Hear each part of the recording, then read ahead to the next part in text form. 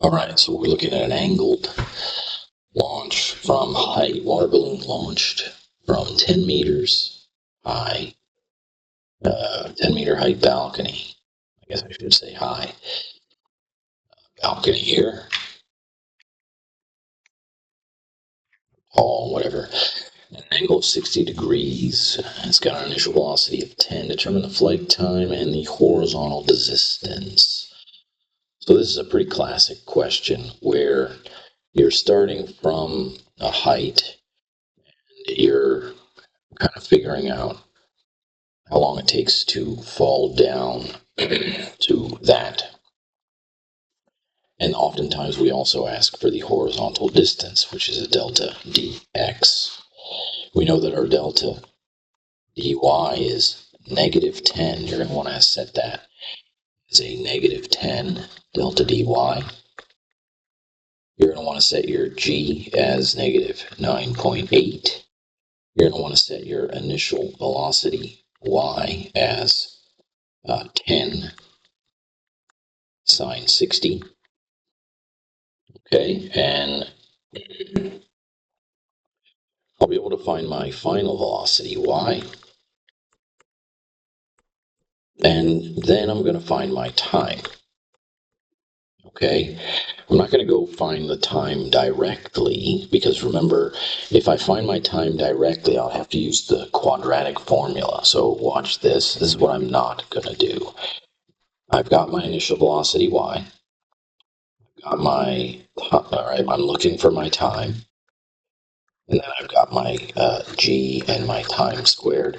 So if I'm looking for the time, it shows up twice, once squared and once not squared, which it's fine. I can do this, but that would require me using the quadratic formula, which again is okay, but I don't know, it's just a bit of extra work. So I'm not going to do this.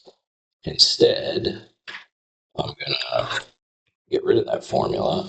And I'm going to do this formula because look at this. This is VFY squared equals VIY squared plus 2G delta dy. And if I square root this side and get rid of the square, then I'm all set, right? Oops, that's not. Get rid of this. And I'm basically able to find my final velocity y, which is this. I'll be able to find it immediately. Then once I have my final velocity y, I can find my time by doing final velocity y minus initial velocity y over g. Okay? And don't forget, when you do the square root of a square, you have to do this little plus minus thing, which means we're going to choose the minus because my final velocity y is downward. Okay?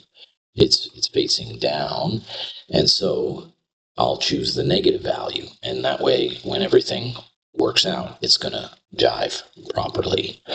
All right, so I'll be able to get my time, my flight time, very easily by just plugging in these two values, these two formulas. So final velocity y is equal to the negative version of the initial velocity y squared, which is 10 sine of 60, but remember this is squared, plus 2 times a negative 9.8 times a negative 10.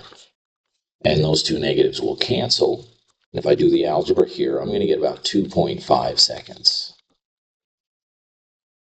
Okay, or not the algebra, there's no algebra. I'm just simplifying this, plugging it into the calculator. Now that I have my 2.5 seconds, no, sorry, that's not correct. My mistake, guys.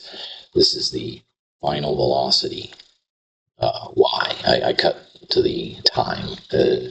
Final velocity y is negative 16.5 meters per second. I just did this question earlier, and I just remembered 2.5 because the actual answer, now that I've got my final velocity y, it's a negative 16.5 minus the initial velocity y, which is this, 10 sine of 60, over a negative 9.8. This is 2.5 seconds.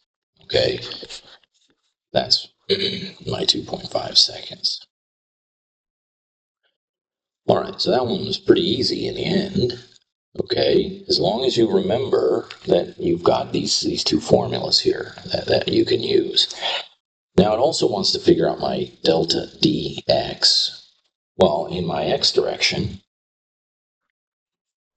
remember I've got an initial velocity x of 10 cosine 60, 10 cosine 60, and I now have a time of 2.5 seconds. I know that's how long it was in the air.